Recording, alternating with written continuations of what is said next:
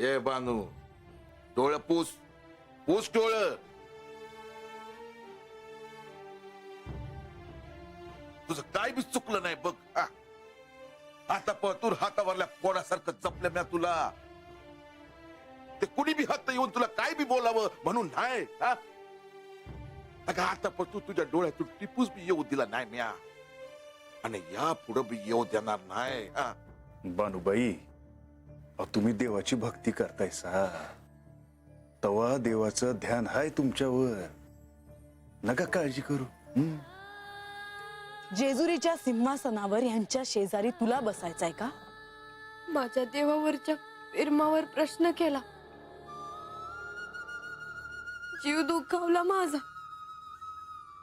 असं अजून काय काय म्हणाल देवी? हे बघा, मनात काय बी ठेवू नका, समज सांगा बघू. तुला विचारलं आहे ना, आठव समज, काय बी लपवून ठेवू नकस. त्या असं म्हणल्या, कम्या तुला कधी बी जेजुरीत येऊ देणार नाही. मी तुला जेजुरी गडावर कधीही येऊ देणार नाही. माझी सवत म्हणून येण्याची चूक करू नकोस. तुझाही संसार होणार नाही आणि माझाही. केवळ बनवा पेटेल. हो पण कुठं ठाव नाही. अशा याला आपण काय करायचं? आणि बानू, देवाची बायको जर तुला म्हणली असेल तर तुझं खंडोबा संग लगीन कसं होणार ग?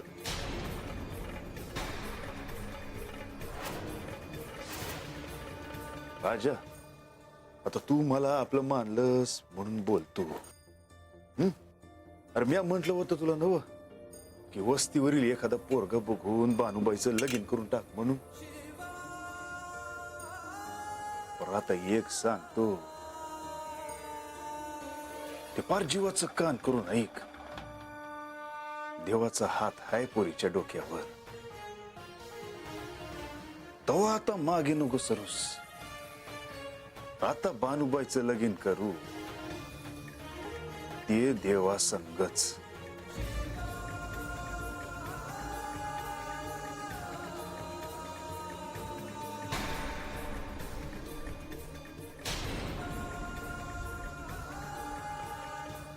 गड सोडून जायचं नाही असा आदेश मी नारद मुनींना दिला, पण ते कुठेच का दिसत नाहीत.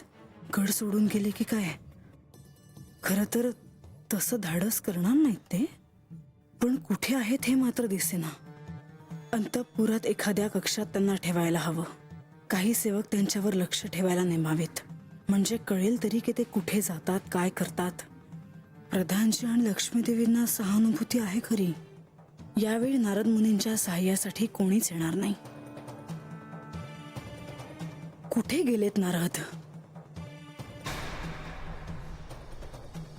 केलेल्या कर्माचा पश्चाताप होत असेल त्यांना. लतिका, काय झालं म्हणसा? मुनिवर कुठे आहेत? ते गडावरच आहेत. मग मला कसे नाही दिसले ते? मी तरी त्यांना गडावरच पाहिले आहे. असं तर नाही की मुनिवर गड सोडून गेले असतील? असं कसं होईल? थांब, मी पाहते. तुझ्या वीण आता नसे कोण त्राता. नमो भैरवा शंकरा विश्वनाथा.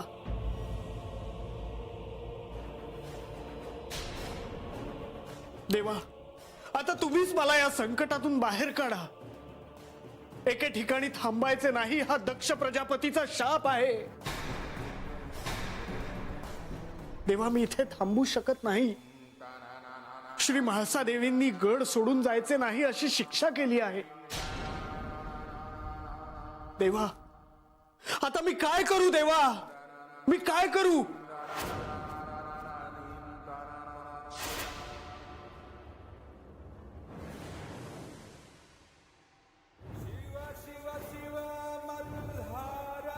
का हो? ऐकलं नाही सा? कुणासनी काय बी कळलं नाही ना, तरी मला समज ठाव आहे. पर काळजी करू नका. अहो, देव समज बघतो या. अहो, आज ना उद्या समद्या जगाला कळ. की तुम्ही किती मोठं काम केलंय सा. हम्म? हम्म? का हो?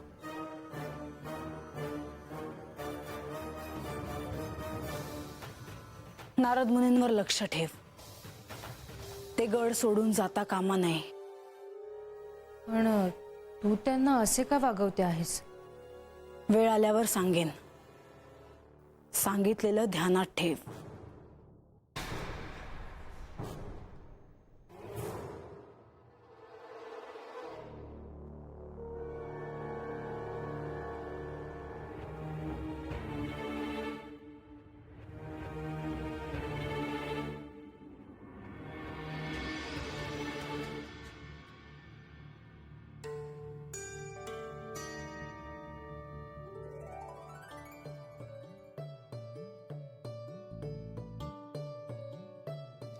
नारायण नारायण.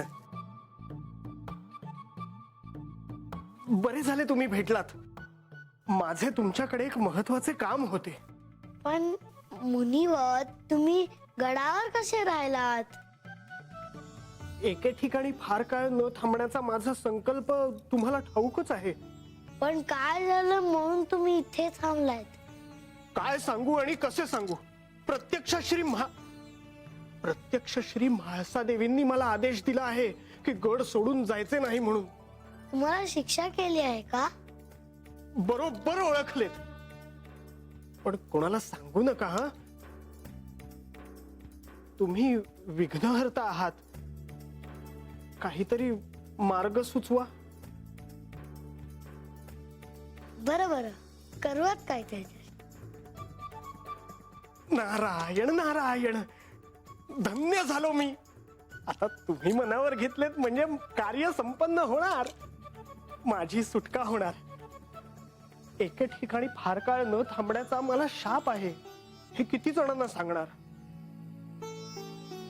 चिंता नसावी. नारायण नारायण नारायण नारायण. हम्म?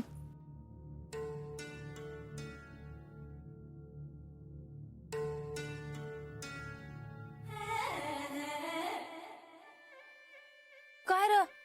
काय झालं? काय बी नाही. मग कुणा संग बोलत होतास? हे आपलं माझ्याशीच सवय आहे मला तशी. असं एकलाच बडबडत जाऊ नकस. आता येड समजते तुला.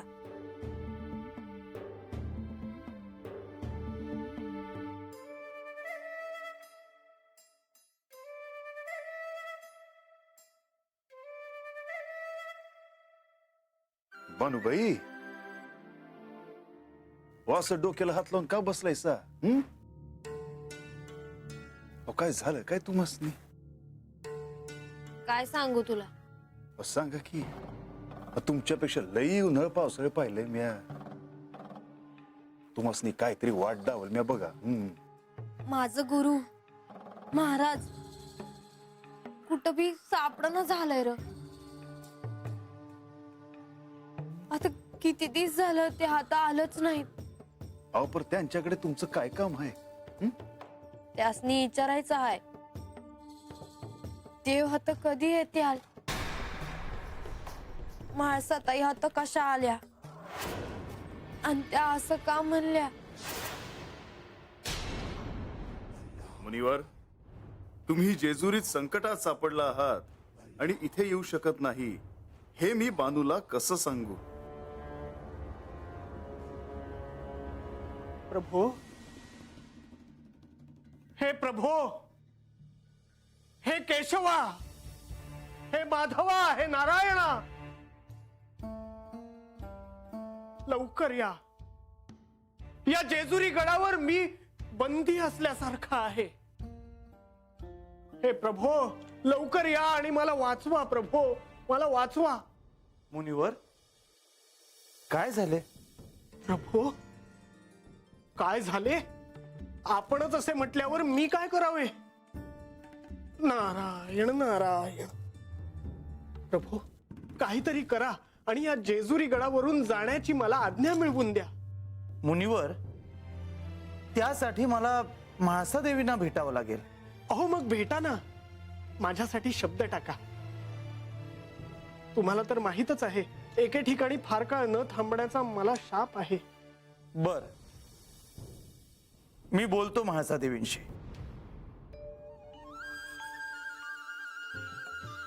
त्वमेव माता पिता त्वमेव, त्वमेव बंधू सखा त्वमेव.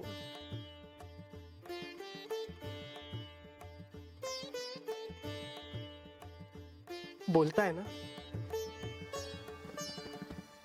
चला. नारायण नारायण.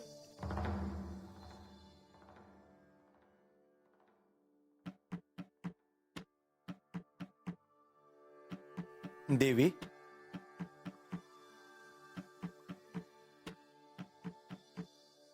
बंधू आपण होय देवी, तुमच्याशी जरा बोलायचं होतं. बोला बंधू. तुम्हाला कोणती समस्या त्रास देते आहे का? आता म्हाळसा देवींना कसं समजवायचं? बंधू, तुम्ही निसंकोचपणे सांगा तुमच्या मनात काय आहे ते. देवी, मुनिवर अजून गडावरच आहेत. हो, कारण त्यांची शिक्षा अजून पूर्ण झालेली नाही. परंतु देवी, बंधू, तुम्ही त्यांची बाजू मांडण्यासाठी इथे आलात का? तुमच्या चिंतेमागे मुनिवर हे कारण आहे तर. देवी, मी कुणाचीही बाजू मांडण्यासाठी इथे आलो नाही. मला केवळ एवढंच सांगायचं आहे की त्यांना जितकी शिक्षा व्हायची होती तितकी ती झाली आहे असं मला वाटतं. त्यामुळे आता त्यांना शिक्षेतून मोकळं करावं. नाही,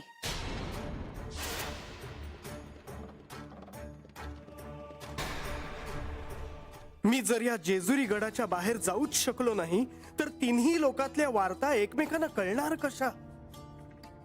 तसेच नीतिशास्त्राप्रमाणे मला जर माझ्या ज्येष्ठ बंधूने शाप दिला आहे तर तो मला पाळावाच लागेल. श्री विष्णूंचे ध्यान करत तिन्ही लोकात भ्रमण करणे हा खरं तर शुद्ध आनंद, शाप नसून वरदानच. सगळ्यात महत्वाचे, माझ्या शिष्येचे बानूचे श्री खंडेरायांसोबत लग्न होईपर्यंत मी स्वस्थ बसू शकत नाही. जयाद्रीला तिच्या भक्तीचे फळ मिळायलाच हवे. श्री म्हाळसा देवी जर पार्वती रूपात असत्या तर माझ्याशी असं वागल्या नसत्या. साक्षात जगत जननी आहेत त्या. मूळ रूपाचे विस्मरण असल्यामुळे त्या काहीशा रागावल्या आहेत इतकेच. मातेची क्षमा मागायला कशाला विलंब करायचा? थेट श्री म्हाळसा देवींसमोर शरणागती पत्करूयात.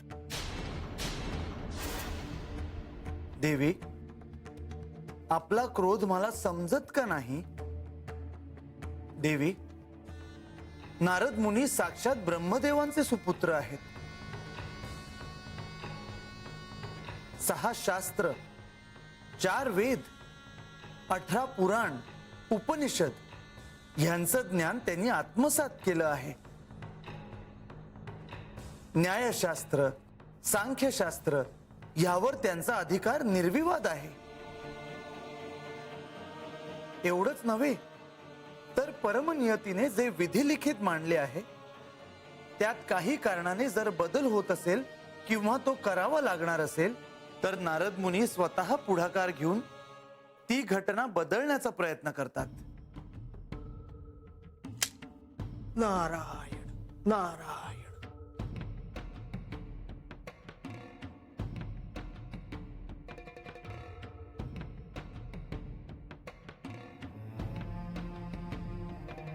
देवी, आपण मला नक्की क्षमा कराल. माझी काय चूक झाली असावी हे मला कळून चुकले आहे. तरी अजूनही मी तुम्हाला तुमच्या शिक्षेतून मोकळे केले नाही मुनिवर.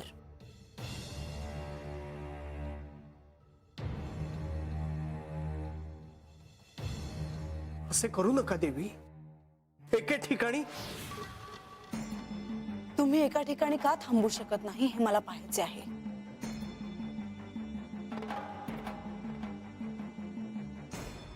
मुनिवर, आता तुमच्या शापाबद्दल म्हाळसा देवींना सांगितल्याशिवाय पर्याय नाही.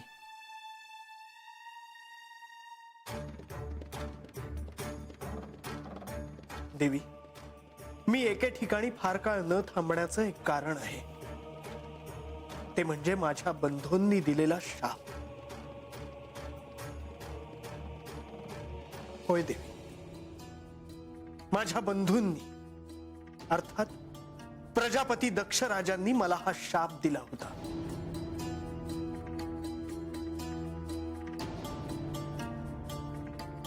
कट्टर विष्णू भक्त असणाऱ्या दक्ष राजाला मी केलेली शिवस्तुती आवडली नाही आणि म्हणून एके ठिकाणी फार काळ न थांबता नारायणाचे नामस्मरण करत मी फिरत राहीन असा त्यांनी मला शाप दिला.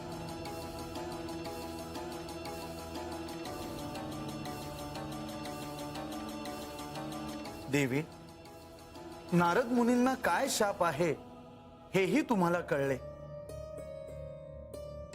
आता त्यांना ह्या शिक्षेतून मुक्त करावे अशी माझी इच्छा आहे.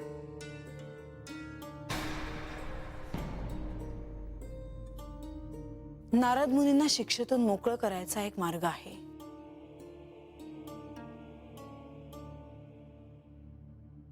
तसे असेल तर लगेच सांगा देवी. आपण जे सांगाल ते करायला मी तयार आहे.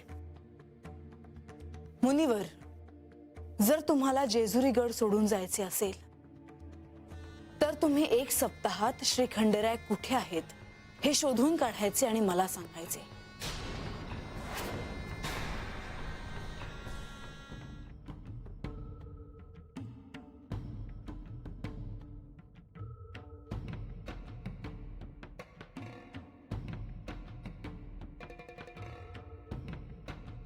देवा नारायणा, तुम्ही माझे आराध्य आहात.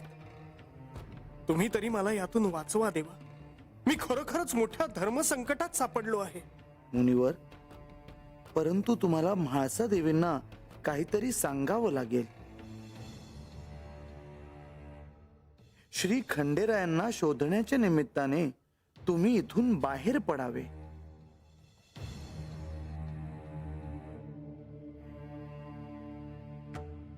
काय झालं मुनिवर? माझी अट तुम्हाला अमान्य आहे का?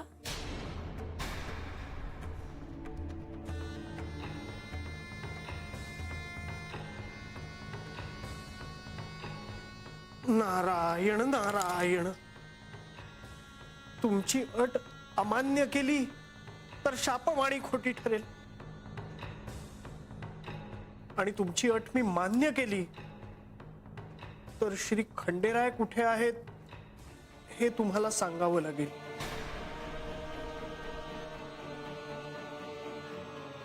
म्हणजे तुम्हाला ठाऊक आहे श्री खंडेराय कुठे आहेत ते? श्री खंडेराय चंदनपुरीत आहेत. पण ज्या अर्थी ते आपल्यालाही भेटले नाहीत त्या अर्थी मलाही त्यांना शोधावं लागेल. तुमचे 3 लोकात भ्रमण असते. तुम्हाला ते सहज शक्य आहे. मुनिवर, ही एक अट तुम्ही मान्य करावी आणि श्री खंडेराय कुठे आहेत हे शोधून म्हाळसा देवींना सांगावे. नारायण नारायण. देवी, मला आपली अट मान्य आहे. पुढील भेटीत श्री खंडेराय कुठे आहेत हे मी आपल्याला सांगेन असं मी आपणाला वचन देतो.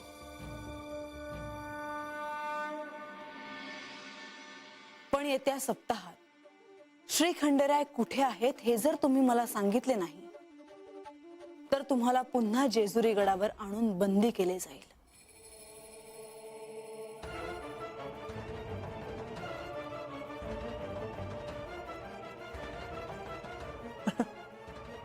नारायण नारायण.